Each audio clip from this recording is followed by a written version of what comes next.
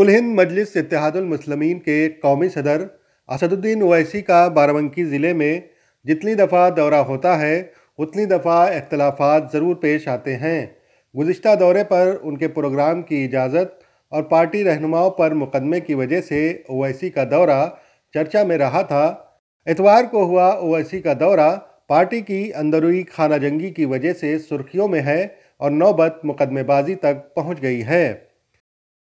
हमें मन से ढकेला गया और पार्टी के ही लोग थे, ये नहीं चाह रहे थे कि एक एक्टिव लड़का या एक्टिव लोग आगे आएँ, पार्टी को मजबूती दे।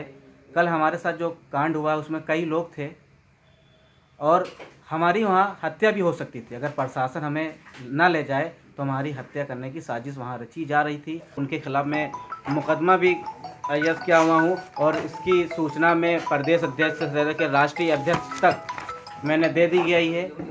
ये रही कॉपी उनकी। दरअसल AIMIM की ज़िला यूनिट में जब से तब्दीली की गई है उस वक्त से खाना जंगी शुरू हो गई है।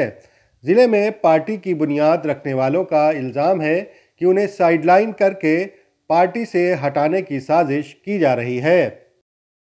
बाराबंकी के अंदर कोई जानता नहीं था एमआईएम किससे कहते हैं। दौड़ के साइकिल पे जाके मोटरसाइकिल पे एक एक लोगों को जोड़ने का मैंने काम किया। होल्डिंग पोस्टर मैंने लगाई, तन मन धन मैंने सब कुछ खर्चा किया, मगर आज मुझे सिला क्या मिला? स्ट्रेट से धक्का। AIMIM की ज़िला यूनिट की खाना जंगी यहीं तक नहीं रुकती। ज़िला यूनिट के पुराने लोगों का इल्ज़ाम ये भी है कि नए लोग पार्टी की तरक्की नहीं चाहते और उनकी वजह से AIMIM में अच्छे लोग नहीं जुड़ रहे हैं।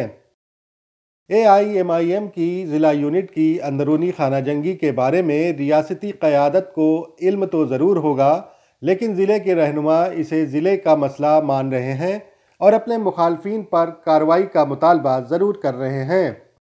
दरअसल AIMIM का जैसे जैसे सियासी ग्राफ ऊपर जा रहा है वैसे वैसे पार्टी में इंतखाबात लड़ने वालों की भीड़ होने लगी है।